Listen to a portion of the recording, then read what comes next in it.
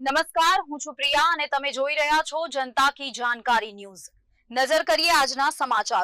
ઉપલેટા શહેરના ward number 9માં ભૂગર્ભ ગટરના ચાલી રહેલ કામથી પાણીની લાઇન લીકેજ થતાં પૂર્વ સદસ્ય રજાક હિંગોરાએ રજૂઆત કરી તાત્કાલિક પાણીની લાઇન રિપેર કરાવી।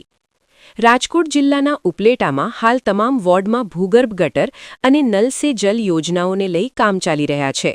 આ કામથી દરેક વિસ્તારોમાં પાઇપલાઇન નાખવા માટે ખાડા ખોદવાની કાર્યવાહી ચાલી રહી છે, જેને લઈ વોર્ડ નંબર 9માં ચાલી રહેલી કામગીરી દરમિયાન પીવાના પાણીની પાઇપલાઇન લીકેજ થતાં લોકો પાણી વિહોણા ન રહે માટે નગરપાલિકાના પૂર્વ સદસ્ય અને સમાજસેવક રજાકભાઈ હિંગોરા દ્વારા નગરપાલિકા પ્રમુખ વર્ષાબેન ગજેરાને રજૂઆત કરતા તાત્કાલિક ધોરણે પ્રમુખ દ્વારા પાણીની નવી પાઇપલાઇન લગાવવાની કાર્યવાહી હાથ ધરવામાં આવી હતી, જેને લઈ સ્થાનિક રહેવાસીઓએ રજાકભાઈ હિંગોરા અને નગરપાલિકા પ્રમુખ વર્ષાબેન ગજેરાનો ખૂબ ખૂબ આભાર વ્યક્ત કર્યો હતો।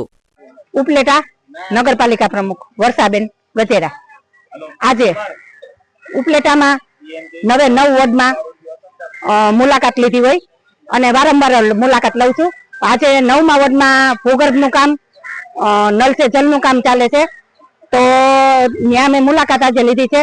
તો આ એરિયાના લોકો, મુસ્લિમ એરિયાના લોકો છે, મેં 18 વર્ષનું સાથે રહી અને કામ કરી છે।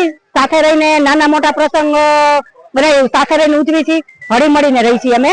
તો આજે જે ઉપલેટામાં મુસ્લિમ એરિયામાં 9મા વોર્ડમાં ભૂગર્ભનું કામ ચાલી રહ્યું છે, ત્યારે પાણીની લાઈન ડેમેજ થતા બાવલાભાઈનો મને ફોન આવ્યો કે બેન પાણીની લાઈન અમારે ડેમેજ થઈ છે, તો મેં કીધું હાલો તાત્કાલિક કરાવી દઈ અને આપણે કોન્ટ્રાક્ટરને જાણ કરી ભૂગર્ભના કે ભાઈ ચિંતનભાઈ તમારે આ પાણીની લાઈન છે તો બેનો શું કરશે પાણી વગર, અને કોલોની બાજુમાં જ છે તો ચાચા ઘર છે, તો ચિંતનભાઈએ તાત્કાલિક નવી પાઇપલાઇન એના ખર્ચે નવી પાઇપલાઇન પાણીની નાખી અને લોકોના સુખાકારી માટે ઉત્તમમાં ઉત્તમ આજે કામ કરેલ છે।